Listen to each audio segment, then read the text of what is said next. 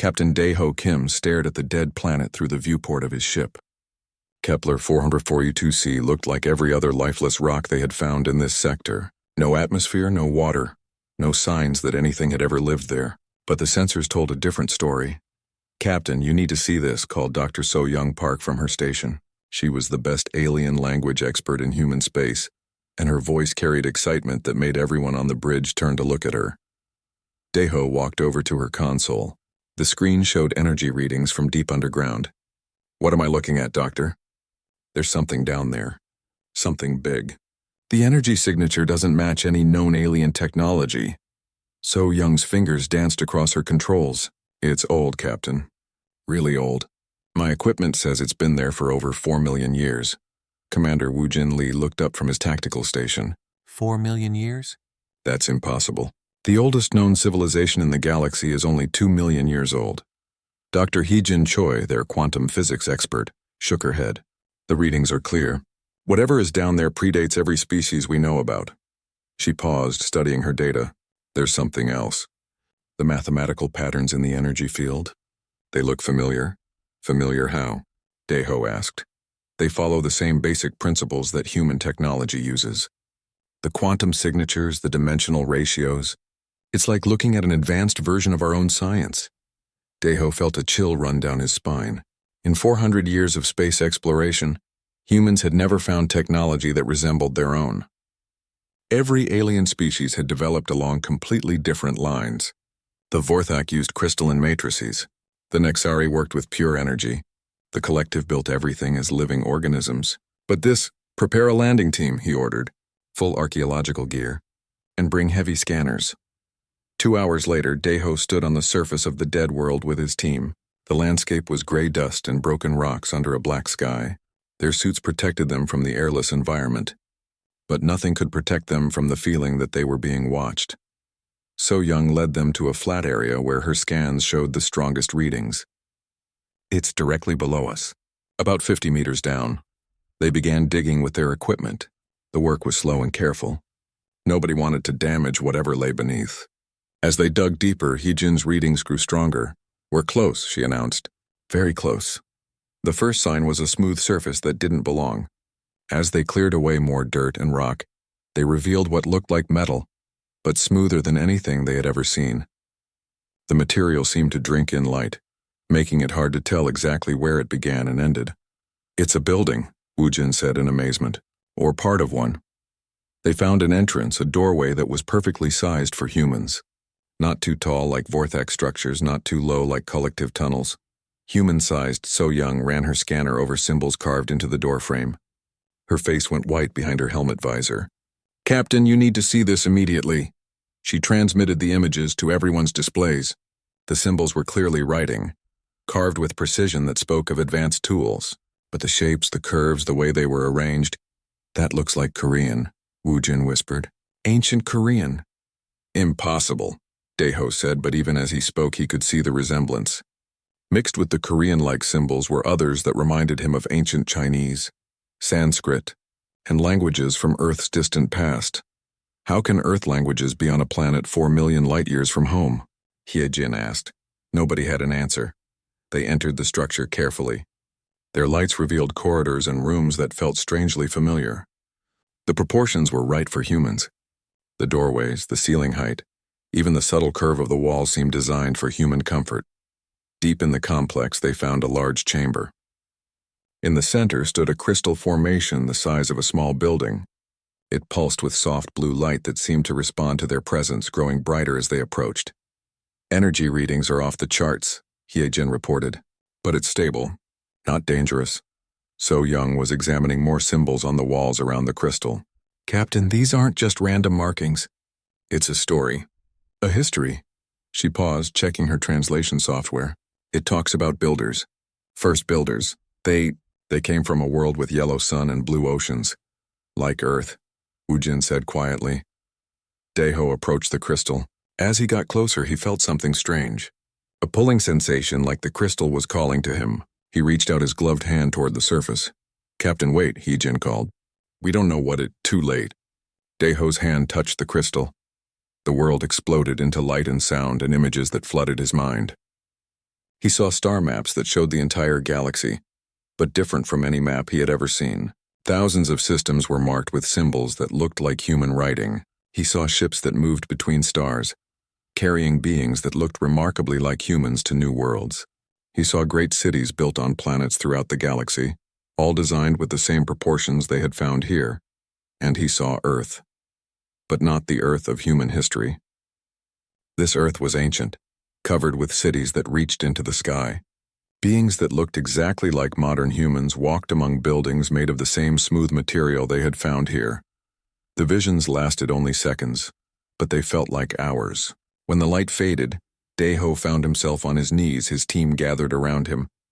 "Captain, are you all right?" So Young's voice was sharp with concern. Daeho stood slowly, his mind reeling from what he had seen. "The crystal," it responded to human contact. It showed me things." "What kind of things?" Wu Jin asked.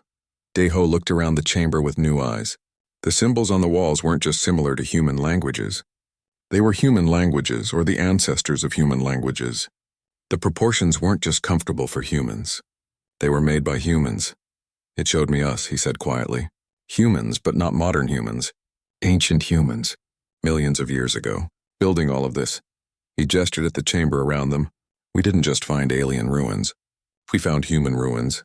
The silence that followed was broken only by the steady hum of their life support systems. Finally, Heejin spoke. "That's impossible.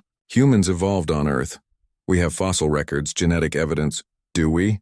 Daeho asked. "Or do we have the records of humans who went back to Earth after building an empire that spanned the galaxy?" The implications hit them all at once. If this was true, if humans had once been the dominant species in the galaxy, then everything they thought they knew about human history was wrong. Everything the Galactic Council believed about humans being a young, primitive species was wrong. Daeho activated his communication system. "This is Captain Kim calling the Prometheus. Prepare for immediate data upload and send a message to Earth Command. Tell them we've found something that changes everything." As they prepared to leave the chamber, So Young made one final discovery. Hidden behind the crystal, she found a small alcove containing what looked like a data storage device. It was clearly designed for human hands. "Captain," she said, her voice filled with wonder and fear, "I think this is just the beginning." The data storage device from Kepler 442c sat in the most secure laboratory on Earth. Dr. Mira Shin watched through protective glass as her team worked to decode its contents. 3 weeks had passed since Captain Kim's discovery, and the results were shaking human civilization to its core. Ambassador Taiwu Nam entered the lab, his face showing the strain of dealing with the Galactic Council's reaction to the news. "Any progress, Doctor?" Mira nodded toward the main display screen. "More than we expected, and more than we wanted." The screen showed genetic sequences that looked human but contained elements that shouldn't exist.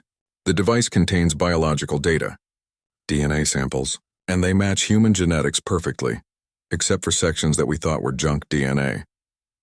"What do you mean, junk DNA?" "Every human carries genetic sequences that seem to serve no purpose. Scientists have always assumed they were leftovers from evolution. But look at this." Mira highlighted sections of the genetic code. "These sequences aren't random. They're instructions for abilities that humans don't normally have. Enhanced reflexes, improved healing, better resistance to radiation, and something else." She brought up another screen.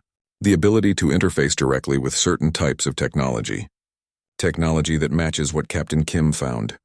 Taewoo stared at the data. "You're saying humans are genetically designed to use this ancient technology?" "I'm saying humans designed themselves to use it. Then something made them shut down those abilities." Mira's voice was troubled. "And I think I know what." Before she could explain, alarms began sounding throughout the facility. Taewoo's communication device crackled to life. "Ambassador Nam, this is Fleet Command. We have a situation. The Vorthak are mobilizing their battle fleets. They're demanding that humanity hand over all artifacts from the dead world." Taewoo closed his eyes. "How long do we have?" "Unknown. But their ships are already moving toward human space." Light years away, Captain Jinsu Kang stood on the bridge of his exploration ship, studying the planet below. This was the 5th world his team had investigated based on the star maps from the crystal. Like the others, it showed clear signs of ancient human habitation. "Captain, you need to see this," called his science officer. "We found something in the main city ruins." Jinsu looked at the image on his screen. It showed a massive statue, weathered by millions of years but still recognizable. It was clearly human, but the proportions were slightly different. Taller, more graceful, with features that seemed somehow more refined than modern humans. The facial structure, his science officer continued, it's human, but evolved. Like these people were what humans might become with millions of years of directed evolution. Or what humans used to be, Jinsu said quietly. They had found similar evidence on every world they investigated. Advanced human cities, technology that responded to human DNA, and everywhere, signs that these ancient humans had been helping other species develop. They found evidence of early Vorthak settlements that had clearly been guided by human advisors. Nixari energy experiments that followed principles first discovered by human scientists. Even the collective showed signs of genetic modification that could only have come from human bioengineering. "Captain, incoming priority message from Earth," his communications officer announced. The message from Dr. Shin was brief but shocking. Humans exposed to the ancient technology were experiencing genetic activation. The dormant sequences in their DNA were turning on, giving them abilities that no human should have. Jinsu looked around his bridge. Half his crew had been working directly with the ancient artifacts they had found. Medical scan now. All crew members. Check for any genetic changes. The results came back within an hour. 12 of his crew members showed signs of genetic activation. Enhanced reflexes, improved healing, and most disturbing of all, the ability to understand alien languages without translation software. "Sir," his science officer said, her voice shaking slightly, "I can read the ancient writing now. Without any computer help. I just know what it says." Back on Earth, the situation was getting worse. The Galactic Council had split into two factions. The younger species, like humans, wanted to learn more about the ancient ruins. The older species, led by the Vorthak, were demanding that all evidence be destroyed. Ambassador Nam stood before the emergency session of the Galactic Council, facing hostile stares from dozens of alien representatives. "The evidence is clear," announced the Vorthak delegate, her crystalline body reflecting the harsh lights of the council chamber. "Humans are creating false evidence to support claims of ancient dominance. They seek to justify expansion and conquest." "We're not creating anything," Nam replied. "We're discovering the truth about galactic history, a truth that affects all of us." The Nixari representative, a being of pure energy contained in a humanoid shell, spoke next. "If humans truly built our civilizations, why do they not remember? Why do they claim to have evolved on a single world?"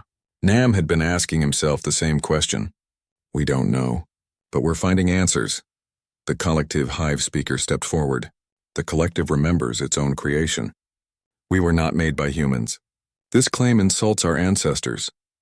"Your genetic code says otherwise," Nam replied, displaying data from Dr. Shin's research. "Every species in the galaxy shows signs of directed evolution, guidance from a single source, and that source had human DNA." The council chamber erupted in angry voices and conflicting translations. Through the chaos, Nam heard something that made his blood run cold. The Vorthak delegate was speaking to her companions in their own language, but Nam could understand every word. She was planning an attack. Not just on human space, but on every world that showed signs of ancient human presence. They planned to destroy the evidence and eliminate any humans who had been exposed to the technology. Nam shouldn't have been able to understand Vorthak's speech. No human could without advanced translation equipment. But he did understand, and that meant only one thing.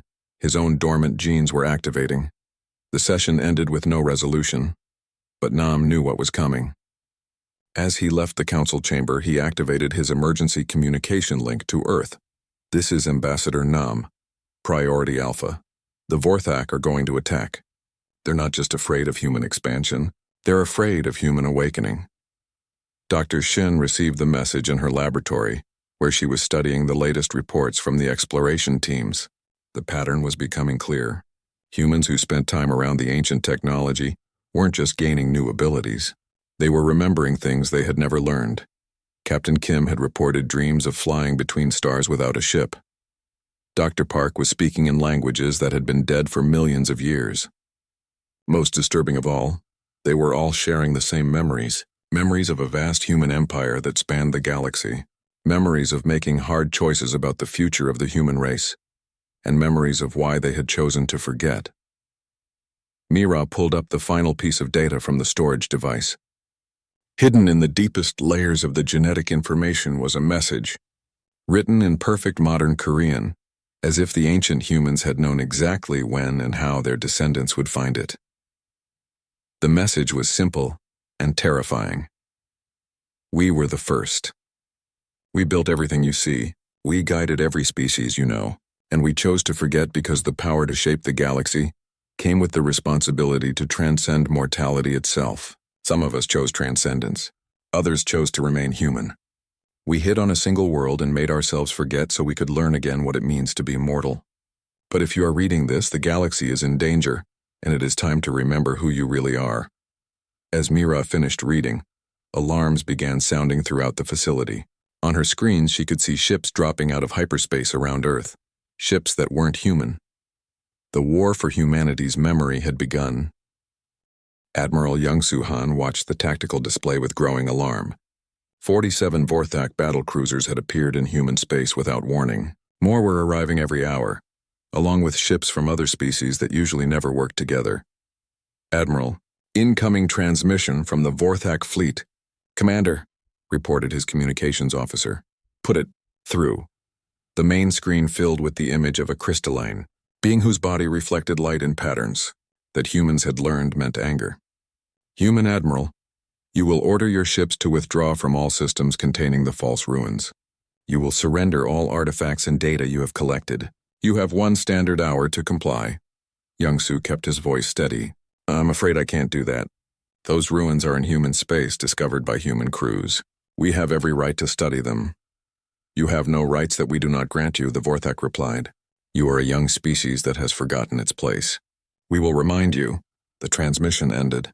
Young-Soo turned to his staff. All ships to battle stations. Send word to the colonies. Tell them to prepare for siege. On the research station orbiting Kepler 442c, Dr. Yoon Ji-moon was making a discovery that would change everything. She had been working with the AI systems found in the deepest parts of the ruins, trying to understand how they functioned. Commander Yu, I need you to see this, she called to the military officer assigned to protect the research team. Commander Bo-ram Yu floated over in the zero gravity of the research section. She was one of the best pilots in human space, chosen for this assignment because of her quick reflexes and calm thinking under pressure. What did you find, Doctor? Yoonji pointed to the massive crystalline structure they had uncovered. It's not just a computer. It's alive. Artificial intelligence, but more advanced than anything we've ever seen. And it's been waiting for us. As if responding to her words, the crystal began to glow brighter. Symbols appeared in the air around it, writing in the ancient human language that more and more people were beginning to understand. Welcome home, children of the first builders, the symbols read. We have waited long for your return. Bo-ram felt a strange sensation like electricity running through her body. Doctor, something's happening to me. Before Yoonji could respond, alarms began sounding throughout the station. All personnel to emergency stations. Hostile ships approaching. Bo-ram raced to the fighter bay, her body moving faster than it ever had before. Her reflexes were sharper, her thinking clearer. As she climbed into her fighter, she felt a connection to the ship that she had never experienced. It was as if the controls were responding to her thoughts rather than her hands. The enemy ships appeared on her scanner. Vorthak fighters, but also ships from species she didn't recognize. They were moving to destroy the research station. All fighters, launch immediately, came the order from the station commander. Bo-ram's ship launched from the bay, and immediately she knew something was different. The fighter was responding to her intentions before she even touched the controls. She could feel the engine systems, the weapon targeting, even the life support, as if they were part of her own body. This is impossible, she whispered to herself, then focused on the approaching enemy. The battle was brief but intense. The human fighters moved with precision that amazed even their own pilots. Ships that should have been destroyed by enemy fire seemed to phase slightly out of normal space, allowing attacks to pass harmlessly through them. Bo-ram found herself flying patterns that no human had ever been taught, using maneuvers that should have torn her ship apart. But the fighter held together, and more than that, It seemed to anticipate her needs. When the enemy ships retreated, Boram landed her fighter with a growing sense of unease. The abilities she had displayed weren't human, or rather they weren't what humans were supposed to be capable of. Dr. Moon was waiting for her in the hangar. "Commander, we need to talk. The AI told me something while you were fighting. About what's happening to us." They returned to the crystal chamber, where the ancient intelligence was displaying new information. Images of humans who looked like modern people but moved with impossible grace and power. Humans who could survive in space without suits, who could communicate across vast distances without technology, who could manipulate matter and energy with their thoughts. "These are the first builders," Yunji explained, "our ancestors. But they weren't like us. They had evolved beyond normal human limitations." "Evolved how?" Boram asked. The AI answered directly, its thoughts appearing as words in their minds. "Through technology and time, the first builders enhanced themselves. They became something beyond mortal humans. But in becoming more than human, they lost what made them human. Compassion became calculation. Love became logic. They were powerful, but they were no longer truly alive." More images appeared, showing a great division among the ancient humans. Some who chose to continue evolving toward pure intelligence and power. Others who chose to remain mortal, to remain truly human. The transcended, as they called themselves, left physical existence behind. They became beings of pure thought and energy. The others, our direct ancestors, chose a different path.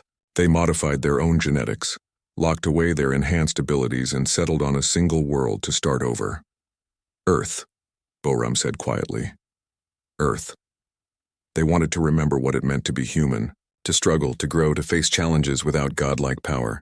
But they also knew that someday, the galaxy might need the first builders again. Yunji studied the data flowing from the AI. "That's why our genes are activating now, because the galaxy is in danger."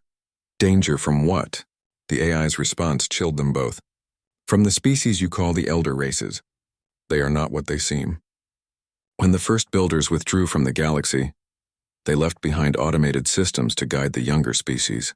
But some of those species learned to corrupt the systems, to use them for their own purposes. The Vorthak, the Nexari, the Collective. They became dependent on stolen human technology. They built their civilizations on the foundation we provided, but they forgot where it came from. Or they chose to forget," Boram said grimly. "Indeed, and now they fear that returning humans will reclaim what was always ours. They would rather destroy the evidence than face the truth." The full scale of the deception became clear. The so-called elder races weren't elder at all. They were children playing with toys they didn't understand, afraid that the true adults had returned. Back in human space, the war was spreading rapidly. Admiral Han's forces were outnumbered 10-1, but something strange was happening. Human crews who had been exposed to the ancient technology were fighting with abilities that defied explanation. Captain Daeho Kim, commanding a squadron of human destroyers, found that his ship could move through space in ways that violated known physics. When Vorthak energy beams struck his shields, they seemed to pass through harmless patterns of light and shadow. "Captain, how are we doing this?" his tactical officer asked. "I don't know," Daeho replied. But that wasn't entirely true. Deep in his mind, memories that weren't his own were surfacing. Memories of commanding ships that moved between dimensions, of weapons that could reshape reality itself. The abilities were growing stronger. Human soldiers were surviving hits that should have killed them. Human pilots were outmaneuvering enemies with centuries more experience. Human ships were appearing and disappearing at will. But with the power came a cost. Some humans were losing themselves in the ancient memories. They spoke of people and places that no longer existed, of responsibilities that spanned eons. They were becoming something more than human, and losing their humanity in the process. Dr. Shin, monitoring the genetic changes from Earth, sent urgent warnings to all human ships. The activation process can't be stopped, but it can be controlled. Don't let the memories overwhelm your own identity. Remember who you are, not just what you were. The message came too late for some. Captain Jinsu Kang, still exploring ancient ruins in distant systems, had stopped responding to communications. When rescue teams finally reached his ship, they found him standing in the command center, staring at displays showing star charts from millions of years ago. "Captain Kang, can you hear me?" the rescue team leader asked. Jinsu turned to look at him, but his eyes were filled with ancient knowledge and inhuman purpose. I am Kang Jinsu, but I am also Architect Prime of the First Builder Fleet. I remember now. I remember everything. The Transcended are returning, and they will not be pleased with what the galaxy has become. As he spoke, energy began to flow around him, and the air itself seemed to bend and twist. The rescue team backed away in fear and wonder. The First Builders were awakening, but the question remained. Were they returning as humanity's salvation, or as something that would make humanity itself obsolete? General Sun Ho Jian stood in the command center of the largest military station in human space, watching displays that showed a galaxy at war. But this wasn't the war anyone had expected. 3 weeks after the first attacks, human forces weren't just holding their ground. They were winning in ways that defied all military logic. General, we have a problem, announced his aide, Lieutenant Da Yun Seo. She pointed to a display showing the Sol system. The ancient defense platforms around Jupiter are activating on their own. Sun Ho frowned. What ancient defense platforms? That's just it, sir. We never knew they were there. They've been hidden for millions of years, but now they're responding to human command codes that we never sent. The implications were staggering. If there were hidden defenses in Earth's own system, then the First Builders had prepared for this day long before humans had even discovered fire. On the other side of the galaxy, Dr. Yanwu Cha was making his own disturbing discoveries. He had volunteered to test the consciousness transfer technology found in the deepest ruins, despite warnings from his colleagues. Doctor, the neural interface is online, his assistant reported. But I'm reading massive energy spikes. This is far beyond anything we understand. Proceed with the test, Yanwu ordered, settling into the ancient chair that seemed designed specifically for human use. The moment the interface activated, his mind exploded with information. He was no longer just Yanwu Cha, human scientist. He was also memories from dozens of First Builder researchers who had used this same system millions of years ago. He saw the truth about human evolution. The First Builders hadn't just enhanced themselves. They had guided their own development across millions of years. Each generation had been carefully modified, their genetics adjusted to handle greater and greater power. The humans who eventually transcended physical existence had been the end result of planned evolution spanning epochs. But he also saw the price. With each enhancement, the First Builders had lost more of their original humanity. They became more powerful, more intelligent, more capable, and less capable of feeling the simple emotions that made life worth living. Doctor, your brain activity is off the charts, his assistant called out in alarm. You need to disconnect now. But Yanwu couldn't disconnect. The memories were too compelling, the knowledge too vast. He was seeing the construction of the galactic civilization that humans had built. Worlds terraformed with technology that made matter obey consciousness rather than physics. Species guided from primitive animals to sentient beings capable of joining galactic society. An empire built not on conquest, but on nurturing growth throughout the galaxy. And he saw why it had all been abandoned. The First Builders had reached a point where they could manipulate reality itself with their thoughts. They could live forever, know everything, control the fundamental forces of the universe. But in gaining unlimited power, they had lost the ability to care about individual lives, individual struggles, individual love and loss that made existence meaningful. The species they had created and guided, the Vorthak, the Nexari, the Collective, and hundreds of others had become like children to them. Beloved but not equals, protected but not truly free. When Yanwu finally disconnected from the interface, he was crying. Not from sadness, but from understanding. The First Builders had chosen to give up godhood because they remembered that being human was more valuable than being a god. Meanwhile, Captain Da Yun Seo was discovering that the ancient defense platforms were just the beginning.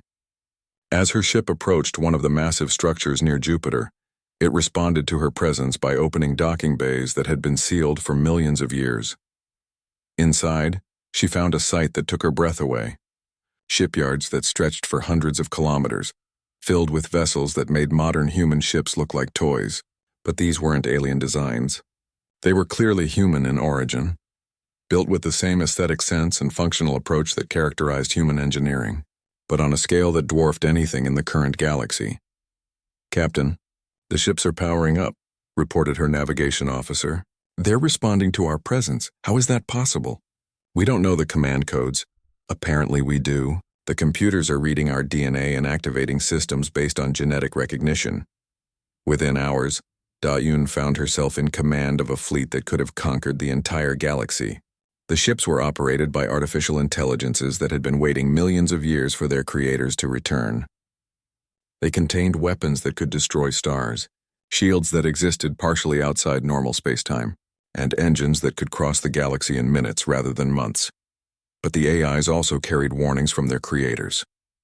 The technology came with a price that the first builders had paid unwillingly. "Captain," one of the AIs communicated directly to her mind, "you must understand. This power will change you. As you use these systems, you will become less human and more like what we once were. The choice that faced our creators now faces you. Will you accept the responsibility of godhood, knowing that it means losing your humanity?" The question troubled Da-Un deeply, but she didn't have time to consider it fully. Reports were coming in from across human space that the war was escalating rapidly. The Vorthak had been joined by dozens of other species, all united by their fear of human resurgence. But they were also being joined by species that wanted to support humanity. Younger civilizations that had always been suppressed by the so-called elder races saw an opportunity for freedom. The galaxy was splitting into two factions, those who wanted to maintain the current order, and those who welcomed the return of the first builders. General Jian coordinated the human response from his command center, but he was increasingly troubled by reports from the front lines. Human commanders were displaying abilities that went far beyond anything in their training. They were predicting enemy movements with impossible accuracy, coordinating attacks across vast distances without communication delays, and most disturbing of all, some were beginning to speak of the need to restore proper order to the galaxy. "General, we have a communication from Captain Kang," his aide reported. John activated the display, expecting to see the explorer who had been missing for weeks. Instead, he saw someone who looked like Kang, but moved with inhuman grace and spoke with the authority of ages. "General Sunho Jian," the figure said, "I am no longer merely Captain Kang. I have accepted the full inheritance of the first builders. The awakening cannot be stopped, nor should it be. The galaxy has been mismanaged for too long by children playing with powers they do not understand. Captain, you need to return to base immediately. We need to discuss what's happening to our people." "Our people?" Kang smiled, but there was no warmth in it. "I am beyond such limited thinking now. I see the galaxy as it truly is and as it should be. The younger species must be guided. The elder species must be corrected. And humanity must accept its role as the shepherds of all galactic civilization." The transmission ended, leaving Jian with a cold fear in his stomach. They were winning the war, but they might be losing themselves in the process. Dr. Shin's latest reports confirmed his fears. Humans who spent too much time with the ancient technology were experiencing what she called consciousness drift. They retained their memories and personalities, but their priorities and emotional responses were changing. They were becoming more logical, more distant, more focused on large-scale concerns than individual welfare. "It's like they're becoming what the first builders were just before they chose to transcend," she explained in her report. "Powerful beyond imagination, but no longer truly human in any meaningful sense." The crisis came to a head when 3 entire human fleets, commanded by officers who had undergone consciousness drift, announced that they were taking direct action to restore galactic order. They began attacking not just the hostile alien fleets, but also worlds and installations of species that had shown insufficient respect for returning human authority. President Narration, leader of the United Earth government, faced an impossible choice. She could order the affected fleets to stand down, but they no longer recognized her authority. She could attack her own people, but that would weaken humanity in the face of external threats, or she could accept that the awakening of the first builders meant the end of humanity as a recognizably human species. The decision was taken out of her hands when sensors across human space detected something that made even the transformed humans pause in their activities. Ships were approaching from beyond the galactic rim. Ships that weren't built of matter as humans understood it, but seemed to be constructed from pure energy and organized thought. The transcended were returning. The first builders, who had abandoned physical existence millions of years ago, had decided that their intervention was needed. And when beings who had become gods decided to act, the consequences would reshape not just human civilization, but the very nature of existence in the galaxy. President Narration stood in the emergency council chamber beneath the Earth's surface, surrounded by the most powerful leaders in human space. But for the first time in her political career, she felt completely powerless. The beings approaching from beyond the galaxy were moving faster than the laws of physics should allow, and their energy signatures defied every instrument designed to measure them. "Madam President, they're requesting communication," announced General Gion. "But they're not using radio or any technology we recognize. They're speaking directly into the minds of everyone on the planet." Nari felt it then, a presence touching her consciousness with the gentleness of a parent and the weight of eternity. Words formed in her mind, not heard but understood at a level deeper than language. "Children of Earth, children of the first builders, we have returned to offer you a choice that we faced long ago. Will you accept the gift of transcendence, or will you choose to remain beautifully, imperfectly human?" The communication wasn't coming from one being but from many, the collective consciousness of humans who had abandoned physical form millions of years ago. They called themselves the Elder Council, though Nari sensed that names and individual identity meant little to them now. "We can restore you to your full heritage," the voices continued. "You can become what we became. Immortal, omniscient, capable of reshaping reality with pure thought. You would have the power to guide the galaxy as it should be guided, to correct the mistakes that have accumulated during our absence." Supreme Admiral Minho Bayek, who had been coordinating humanity's military response, spoke aloud to the empty air, knowing the Transcended would hear him. "And what would be the cost?" "The same cost we paid," came the reply. "You would lose the capacity for the small emotions that make mortal existence precious. Love would become an efficiency calculation. Loss would become data to be processed. Joy would be replaced by satisfaction at optimal outcomes." Dr. Shin, who had been monitoring the conversation from her laboratory, felt compelled to ask the question that terrified her. "Is that what's happening to the humans who are changing now?" "Some of them, yes. They are walking the same path we walked.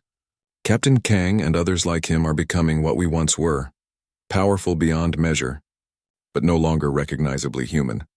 In distant star systems, the humans who had been transformed by their exposure to First Builder technology felt the presence of the Transcended like a call home." Captain Kang, standing on the bridge of an ancient dreadnought that responded to his thoughts, experienced a moment of perfect clarity. He could feel the offer being made. He could join the Elder Council, become part of their collective consciousness, gain power beyond imagination. Or he could step back from the brink, accept limitation, and remain merely human.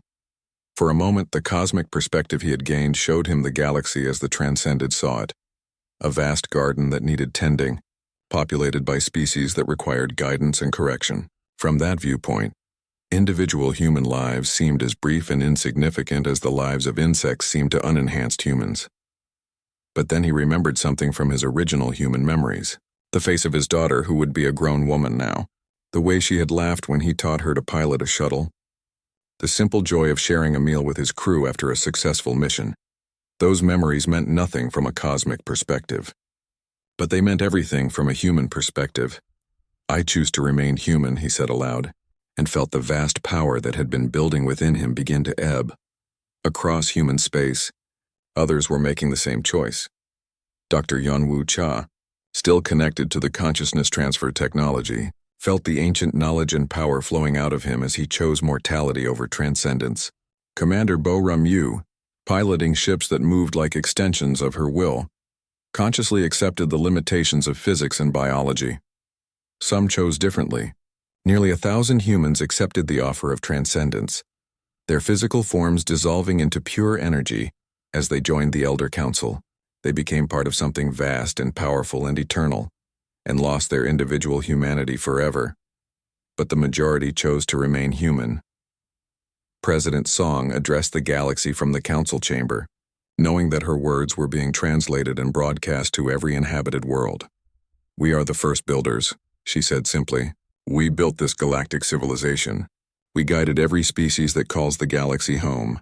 We created the technologies that form the foundation of your societies." The reaction was immediate and varied. Some species, particularly the younger ones, responded with gratitude and wonder. Others, led by the Vorthak, rejected her words entirely. "But," Song continued, We do not claim dominion over you because of our heritage. We claim responsibility for you because of our choice." She gestured to displays showing the ancient technology being activated across human space. Massive terraforming systems began working to repair worlds damaged by war. Medical technologies that could cure genetic diseases and entire populations came online. Agricultural systems that could feed billions activated on barren worlds. We choose to be gardeners, not rulers. We choose to protect and nurture, not command and control. And we choose to remain human while we do it. The offer from the transcended remained open. Any human could choose to join them at any time. But the voice of the Elder Council carried a note of something that might have been pride. "You have chosen wisely," they communicated. "We spent eons learning what you have understood instinctively. True strength comes not from power over others, but from the choice to protect and serve despite the personal cost." The war ended not with victory or defeat, but with understanding. The Vorthak and their allies, faced with the reality of human power and the restraint with which it was being used, gradually ceased their hostilities. Some species, particularly those that had always been oppressed by the so-called elder races, openly joined the human-led coalition. Others, like the Vorthak, withdrew to their own territories. Neither allies nor enemies, but no longer able to deny the truth of galactic history. Admiral Minho Bayek found himself in command of technologies that could have conquered the galaxy in days. Instead, he used them to establish what humans began calling the Guardian Fleet, ships and stations positioned throughout the galaxy not to control, but to protect. When younger species faced natural disasters or conflicts they couldn't resolve alone, the Guardian Fleet would provide assistance. When older species attempted to suppress or exploit their neighbors, the Guardian Fleet would intervene. Captain Da-Yun Seo, now commanding one of the ancient dreadnoughts, discovered that the ship's AI had been programmed with a simple but profound directive: protect life, nurture growth, preserve freedom, choose wisely. She realized that these weren't just operating instructions for the ship, they were the guiding principles. Of the first builders themselves, Dr. Shin's research revealed the final truth about human genetics. The dormant sequences in human DNA weren't just for enhanced abilities, they were for enhanced responsibility.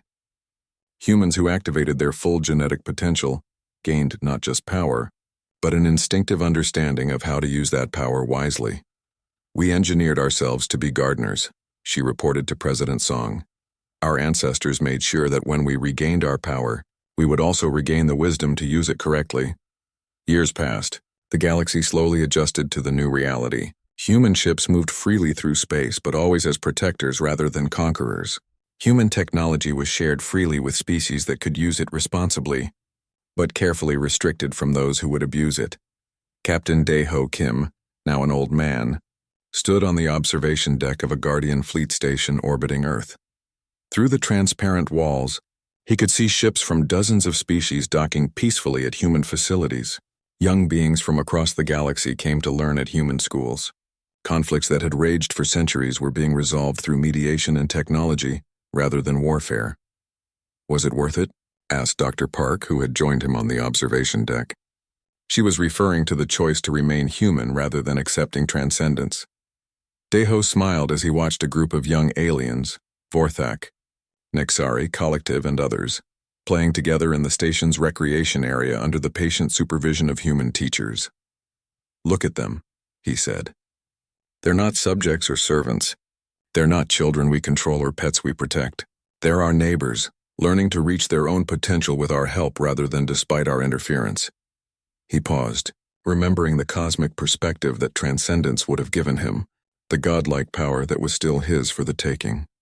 The transcended can see the entire galaxy at once, can know everything and control everything, but they can't feel what I feel watching those children play. They can't experience the simple satisfaction of knowing that someone learned something new today because we were patient teachers rather than distant gods. Dr. Park nodded, understanding. "We chose to remain human because humanity itself is precious. Not because we're perfect," Dae-ho agreed, "but because our imperfections, our limitations, our mortality, they're what allow us to truly understand and care about individual lives rather than just abstract principles." As if in response to his words, one of the young Vorthak